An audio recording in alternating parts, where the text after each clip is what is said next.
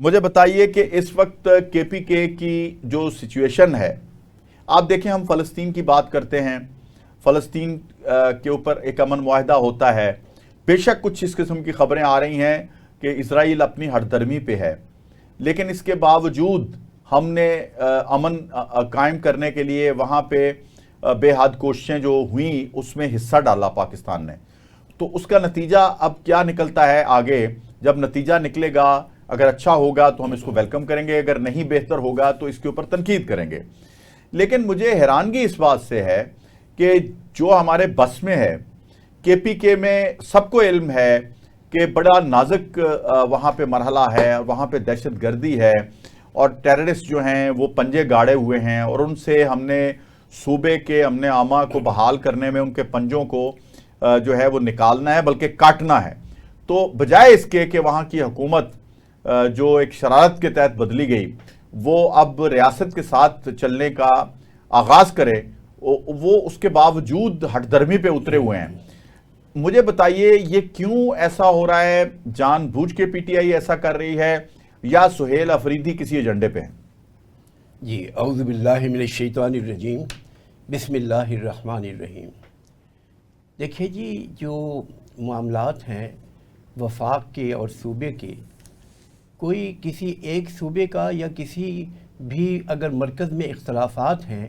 تو وہ پورے ملک کے لیے نقصان دہ ہیں، اور کسی بھی صورت میں خوشحالی تو بعد کی بات ہے، ترقی تو بعد کی بات ہے، امن عامہ کے جو مسائل پیدا ہو گئے ہیں اور جو گمبھیر صورتحال بن گئی ہے، دوسری سیاست بھی اس میں انوالو ہو گئی ہے، اور یہاں تک کہ انڈیا کی انوالومنٹ بھی جو ہے اس میں شامل ہو گئی ہے، تو اس کے بعد تو مطلب ہے کہ بات کافی خراب ہو گئی ہے نا جی۔ لیکن جب آپ کہیں بات کر لیتے ہیں بیٹھ کے کہیں، تو وہی مکالمہ جو ہے وہ دیٹ از ویری امپورٹنٹ، اور بڑا ہی ایک اچھا معاملہ بنے کہ اگر جو کہ یہاں مکالمے کی بات کہاں ہونی ہے جی؟ یہاں آپ ڈیمانڈ کرتے ہیں کہ ہمیں اپنا بلٹ پروف گاڑیاں دی جائیں اور ہمیں لیس کیا جائے اسلحے سے جدید، تو جب وہ دی جاتی ہیں وہ واپس کر دی جاتی ہیں، دہشت گردی، اور پھر کابینہ جو ہے وہ فارم نہیں کی جاتی۔ اب مجھے بتائیں بات چیت کیا ہوگی کہ آپ اپیکس کمیٹی کی میٹنگ میں نہیں آتے؟ جی میں عرض کر رہا ہوں دیکھیے جی، یہ تو ایک جو دماغ کی سوچ ہے اور ایک حب الوطنی کا جو جذبہ ہے، وہ تو پہلی شرط ہے، اور کیا ہے کسی پارٹی سے تعلق ہو، لیکن جو محبت وطن سے ہے وہ پہلی اور بنیادی شرط ہے کہ وطن کی محبت کا سرشار ہو کر آگے چلنا ہے۔ لیکن یہ جو آپ نے جس چیز کی نشاندہی کی ہے، وہ حالات تو ایسے ہیں کہ کوئی کسی طریقے سے گفتگو کا آغاز ہونا بھی مشکل ہے،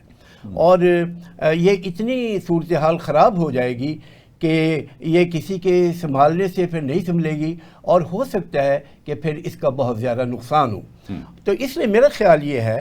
کہ جو نئی گورنمنٹ بنی ہے کے پی کے میں، ان کا یہ فرض ہے کہ وہ وفاق کی حیثیت کو تسلیم کرتے ہوئے، پاکستان کی حیثیت کو تسلیم کرتے ہوئے، اپنے لوگوں کے جو ان کی پارٹی کے جو ان کی انٹرسٹ ہیں ان کو ذرا تھوڑا سا پیچھے رکھیں، اور ان کو کریں ضرور، اپنے پارٹی کے جو ان کے آبجیکٹ ہیں ان کو وہ ضرور اچیو کریں، لیکن پاکستان جو ہے وہ سب سے پہلے ہے اور مقدم ہے۔ اس طرف جب تک نہیں آئیں گے کوئی کام سلسلہ آگے ٹھیک بہتر نہیں ہوگا اور حالات زیادہ خراب ہوں گے۔ اچھا، نہیں آپ کو لگتا ہے کہ یہ جو قیادت ہے اس وقت تحریک انصاف کی، یہ پاکستان کو مقدم نہیں سمجھ رہی؟ بات یہ ہے جی کہ جو گفتگو ہو رہی ہے، جو بات ابھی نئے ہیں نا جی، اب نئی باتیں ہیں۔ جب نئی دلہن ہوتی ہے تو ناز نخرہ تھوڑا سا ہوتا ہے، لیکن دولہا کا بھی تھوڑا سا ہوتا ہے، لیکن وقت کے ساتھ ساتھ میرا خیال ہے ان کو اپنے آپ کو تبدیل کرنا پڑے گا، اور پہلے پاکستان کی بات کرنی پڑے گی، اور تبھی بہتر معاملہ ہوگا۔ ٹھیک ہے۔